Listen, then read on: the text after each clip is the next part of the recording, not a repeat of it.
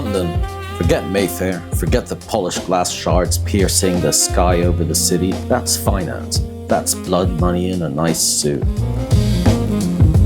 I'm talking about the arteries. I'm talking about the places where the pavement still sweats. I'm in Dalston, heading underground into one of those basement bunkers that serves as the engine room for 1,000 desperate rock and roll dreams. You can smell it before you even see it. Still beer, cheap tobacco, and 50 years of history soaked right into the damp plaster. I'm here to meet a man who builds things the hard way.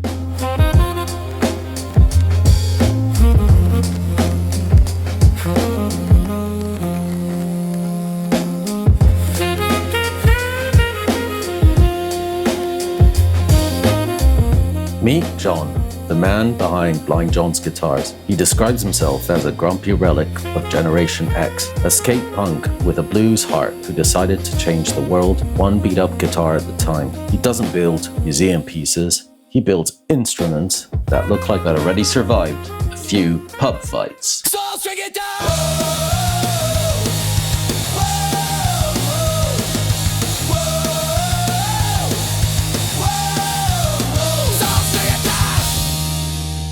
Today's something a little bit special because it's actually a celebration. We're celebrating a very special guitar here, and I'll hand it over to John so he can talk to us about the various bits and pieces in it. The milestone. This is a milestone guitar.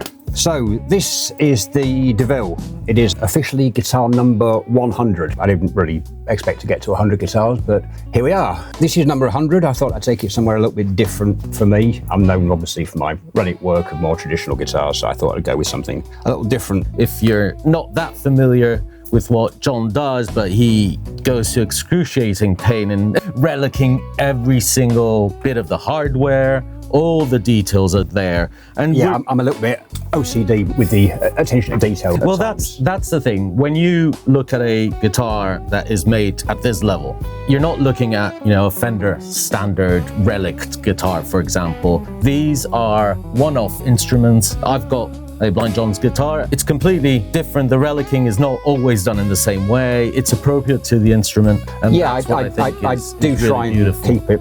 When I'm relicing, there's so many bad jobs, and just taking a grinder to the relief of a guitar does not make it a fucking relic. I wish folks would stop doing that.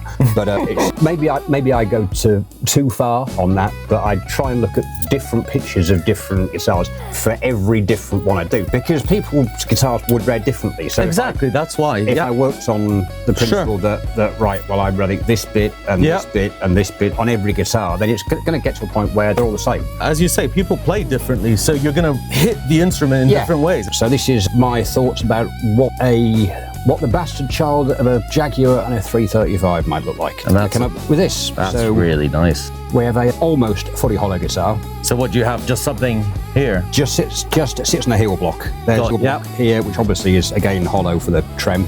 But other than that, it's all fully hollow. Fully hollow. We have, if memory serves, it's a spalted sycamore top. I think it's local to me in Suffolk. Okay. Coming from my good buddy Neil at Feel Good Wood, who, for any guitar makers out there, go see Neil. Awesome and lovely bloke. Highly recommend. Yeah, so spalted cedar top, the sides and back, memory serves, African walnut. Okay. And we have a lovely flame maple neck. That is an amazing flame, I've got to say. That is really beautiful. You can get the flames to come out relatively easily, but if you want to get that sort of effect, it takes a little more time of knocking back. Sure. In terms of inspiration, how did you come up with this specific model? I was just playing with shapes, really, and daft ideas. I get my inspiration from a multitude of often quite bizarre sources. I guess it's just how the brain works. It was along the same sort of lines as a while back I did as part of the Corbett series. I made a guitar, the Raven. Yes. Thomas Nelson. Now owns number 1. And that guitar was born of a ridiculous thread. Yeah, like a Reddit thread or something. And basically arguing about when is a Strat a Strat. Yeah.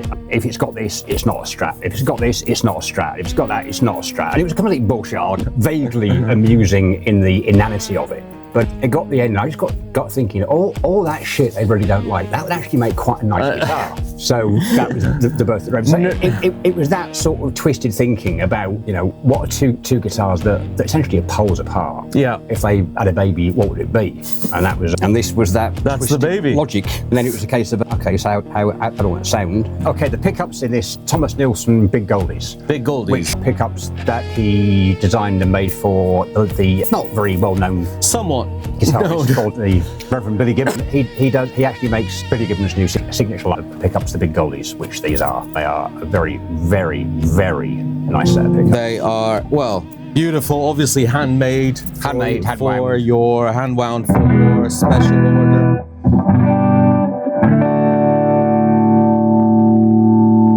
Playing a few chords like this, it's incredibly responsive. Like, obviously, I guess the usual work you do on the electronics with the correct capacitors and all that stuff. I'm trying to think how that's wired now. It's 50s. It's 50s wired, so you get that lovely control band balance between the body. If you roll back, it's got that beautiful throaty.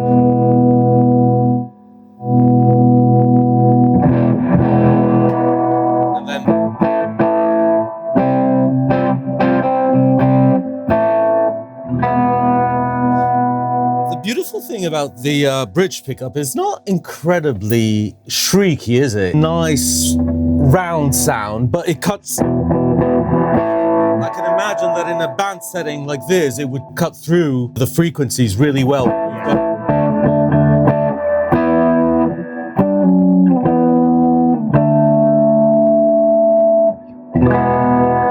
It's absolutely stunning.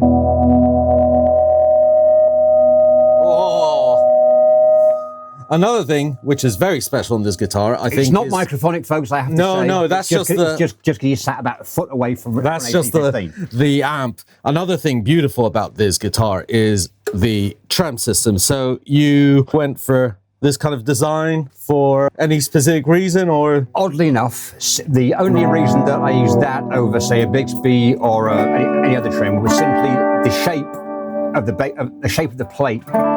Almost mirrors the back of the. Oh, I see. That's really interesting. So it's purely aesthetic. Got you. Well, it works beautifully. That's amazing. And again, middle position, I guess you can play. It gives you a beautifully rounded sound as well. I think what's beautiful about these pickups is that they're very versatile, aren't they? You could do quite a bit. Incredibly. I mean, again, if you're in the middle, and one of my great faults is that I'm not much of a middle player, but here they sound really nice if you balance it out. Very clear. It's funny, I wasn't a middle player either until I inherited my Teddy Deluxe. Really? Which is very similar. It's the 4 pots and the 2 humbuckers. I changed the wiring to wire it the same as that. And it's when you get your head around that middle position and being able to blend the two, rather than just having a set. It's both. Yeah. That's all you got. Yeah. It's a whole new world. And I've been a straight Teddy guy for ever. So yeah. What I really like is this kind of soft sound that it has. I can see it being really versatile in a kind of blues jazz as well. I think it could do everything. It could rock out, although if you put this too close, too close, it's gonna squeal.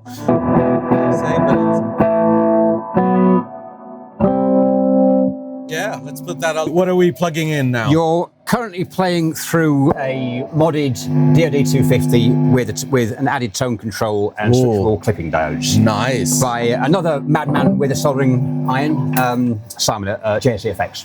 Got ya. And this was custom made for you? Yes. It's actually 2 different sides by 2 different pedal makers. Wow, okay. So on this side, you have a Tone Meadow 1.5 with a bias control, which is point-to-point wide and an absolute thing of beauty by Justin Drawbridge from J. Drawbridge Audio. Yes. And then this side, Simon JSFX kind of did as DD 250, which has for years been my kind of thickener, always on, sort of always on. Yeah. But it works, I guess, equally well for rhythm and lead. So you can just keep it on.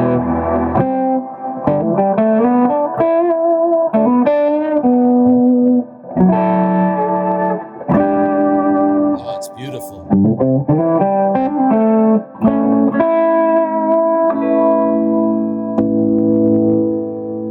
What I really like about the guitar as a whole, it's the clarity. It's just very responsive. Okay, we're going through a good amp, but the guitar is really unbelievable. It's funny.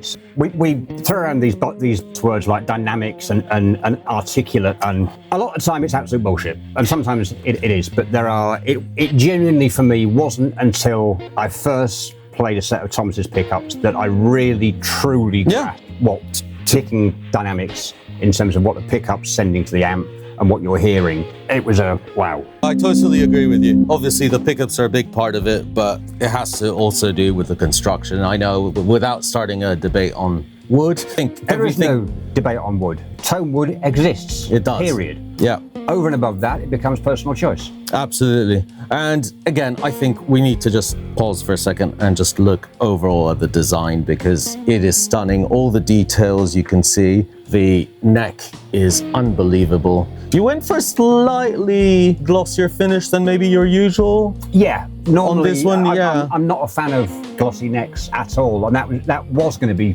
not right back. But I don't know, I kind of like it's not gloss, it's satin. Exactly. In all fairness, but it's... That's what I was going to say. Feels okay. Because it's not sticky. No. It doesn't stick at all. And I think with the aesthetics of the guitar, it just goes perfectly well. These aren't flashy or bling guitars, but... Oh, God, I hope I don't really do exactly flashy or bling. It really isn't me. But it has a lot of depth to it in terms of the little details as well. So it's very understated. In fact, sorry, I shall rephrase that. While, no, flashy isn't really me, I am an old school skater at heart, and it is all about the style. That's the thing. It's striking that balance between not being, I was going to say PRS-y in look, but also, if you look carefully, you can see all the beautiful stylistic choices that you've made on this, because it's really incredible. And the Relic is a piece of art. I mean, John kind of brought all this stuff in for his number 100. And is it currently on sale? The design is. I'll quite happily make anybody... This was a trick question, by the way. 2 orders, and I've no doubt, yes, I will let this go. It would be nice to keep number 100, but at the same time, exactly. Do you keep many of your guitars? I would keep all the damn things if I could, so I tend to go the other way now and not hang on to anything. Yeah. Which is probably a bad idea, because I have done some guitars. Well, you can always make them again. Yeah, the problem is I like to try and make a different guitar every single time. Even if it's the same line, if I'm doing an SG Junior or a Telecaster, it's even down to the God knows how many butterscotch blonde black guards that I've made. Even those, if you got every one of that I've ever made and put them up next to each other, they would all be markedly different, even though there's absolutely. I think the way you build guitars is just a reflection of yourself, actually, and that's the beauty of it. It has real attitude and passion. It's something that you don't see a lot, because people, at least my view, is that people in the guitar industry kind of build guitars for what they think other people will want or like. You're just like a kid in the playground. You're building the guitars that you really like. And, I am. And it happens that other people like them. That's the beauty of it. They have to be saleable, but apart from that, I don't really have any hard and fast rules about what. But I do more tellies than anything else. And given my choice of guitar, I will always gravitate towards a telly. You could put 10 different guitars and say, go pick one. But chances are I'm going to pick up. I was going to say, you particularly like tellies, so it doesn't surprise me. It's absolutely stunning. Really beautiful. So this, as we said, is number 100. Yes, it is. 100, congratulations on that, because I don't think you thought of making 100 guitars when you first started. Christ, no, it never, never occurred. In fact, it didn't really occur to me till I got into the 90s and suddenly thought, oh, Christ. I think it's the best example of all of John's experience, all the years that he's been doing this, in one guitar. And I think it's quite fitting that it's number 100. Thank you. We live in a world obsessed with perfection. With consistency, we want our burgers identical and our guitars flawless. But perfection, as I always say, is boring. Perfection has no story. Blind John's guitars, they're full of flaws and character, but most importantly, they have a desperate, beautiful humanity. They're art you can plug in and turn up to 10. In a city of fakes, it's nice to find something real, something that tells a story before you even play a note.